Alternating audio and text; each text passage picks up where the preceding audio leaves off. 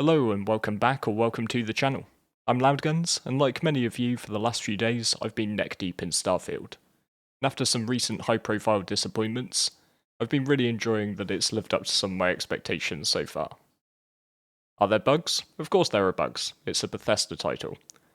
But Starfield has so far for me at least delivered on a lot of its promise. So what does this mean for Star Citizen, the game that I've built this channel around and that many of you are here for? Is SC dead, murdered by the Todd Meister's new modern masterpiece? Well, in my opinion, that couldn't be further from the truth. In fact, playing Starfield has made me probably more excited than ever for Star Citizen. So if I've got you hooked, and you want to find out if I've got a point or if I've just been huffing hopium again, then grab a cup of tea while I roll the intro, then let's get into it.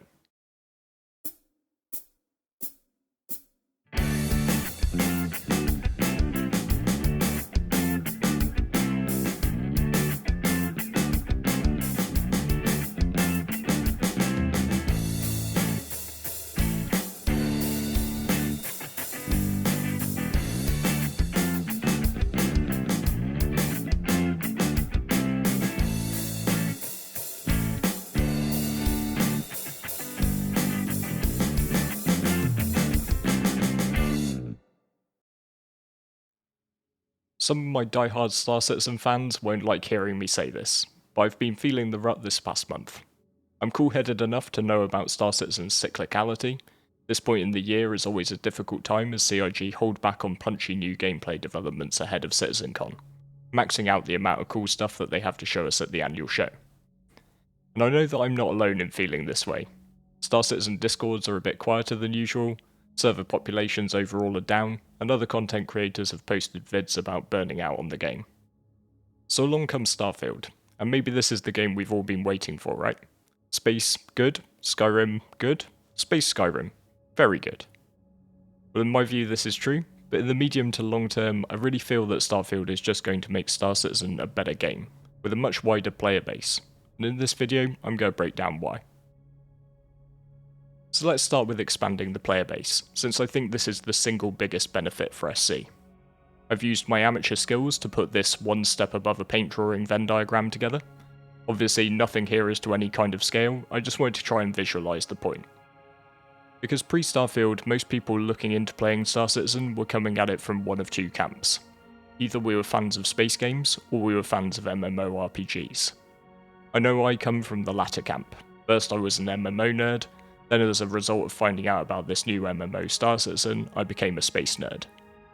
I know that from talking to people in the community, that you're always welcome to join by the way, link in the video description, that we also have a lot of folks who discovered SC off the back of enjoying other space games. A lot of folks have followed Chris Roberts' journey from the old Wing Commander days, also many come over from playing titles like Elite Dangerous or No Man's Sky. And while that market for space game enthusiasts has always been there, particularly given the continual success of sci-fi oriented TV and cinema, it has grown in recent years thanks to the likes of NMS, Elite and previously EVE Online, but it's still managed to remain fairly niche. So here's where Starfield comes along. Now I'm writing this script at a very suboptimal time to pull stats, but right now on a Monday lunchtime in the UK, Starfield is attracting more than 100,000 viewers on Twitch.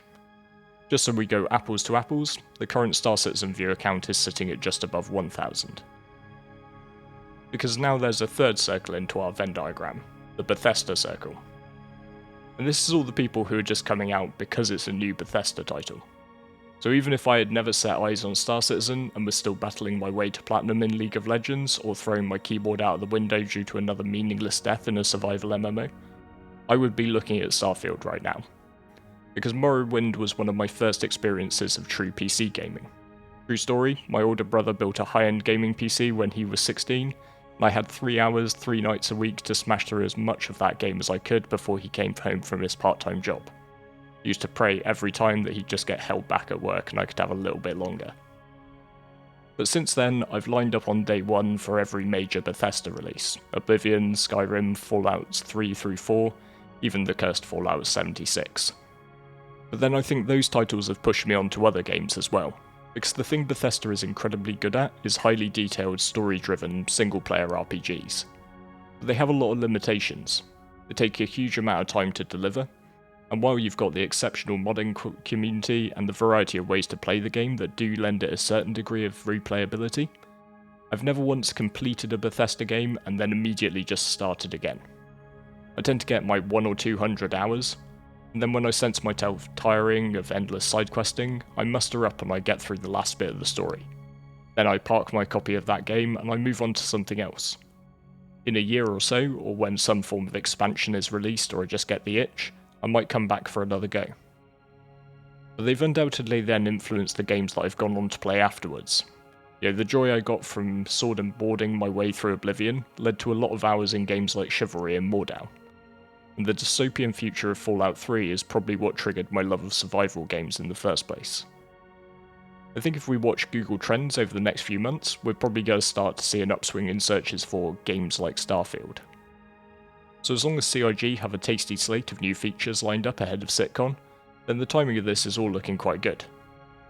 This is absolutely not me saying that every Bethesda fan is going to come out and become a Starfield player, and every Starfield player is going to become a space game enthusiast, and some players will understandably not cross the Rubicon into MMORPG territory. But the important thing is that some people probably will. Another thing which I think is really good for CIG is the introduction of a bit of competition in the space. Star Citizen is no longer alone in offering or aiming for features like planetary landings, major cities, NPC crews, shipboardings, and a mixture of spaceship and FPS combat. And while there has been a fairly high degree of crossover with other games, particularly from the likes of Elite Dangerous, I think Elite falling off has actually really hurt Star Citizen. I've got no special insight into the inner workings of CIG, and I assign no value to LinkedIn posts. I know just based on the companies that I've worked for during my career, that when a major competitor shoots themselves in the foot, it can lead you to get a bit too comfortable and take your foot off the gas. Having strong competitors makes you up your game, and it also helps to create a wider pool of talent with external experience. I think one of the things about Starfield that just leaps off the page as a Star Citizen player is just the quality of the star map. Elite Dangerous was my previous read across, and while I'd say it was alright and maybe a bit better than SC's, the Starfield example is, in my opinion, just head and shoulders above both. Similarly, Starfield gives Star Citizen backers another game to act as a point of reference. We get to play through game loops that haven't been designed yet for StarCit. Things like proper shipboardings, crafting, skill systems, and planetary outpost building. Unlike in many other games, Star Citizen backers are actively encouraged to provide feedback on the game, so having another title with enough crossover to provide context is a really good thing. It's not to say that CIG should copy-paste whole elements of Starfield's mechanics, it's more that we can use Starfield's existing systems as a certain reference point for our comments that we're all going to mutually understand.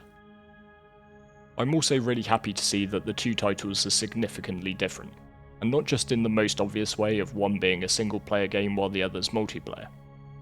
Outside of that, the most striking difference for me is the truly arcadey feel of Starfield. I'm not saying that Star Citizen is completely realistic, personally I think that would be awful, or that there's a certain level of realism that's right. I could see enough people who maybe enjoy Starfield's overall premise and setting, but crave a higher degree of control, realism and fidelity, something which I believe that Star Citizen offers. And this is one of the key areas where Starfield made me more excited about Star Citizen. I've been regularly putting the hours in with Star Citizen for approaching 3 years, and I think that maybe I've become a little bit desensitized to some of the things it does incredibly well.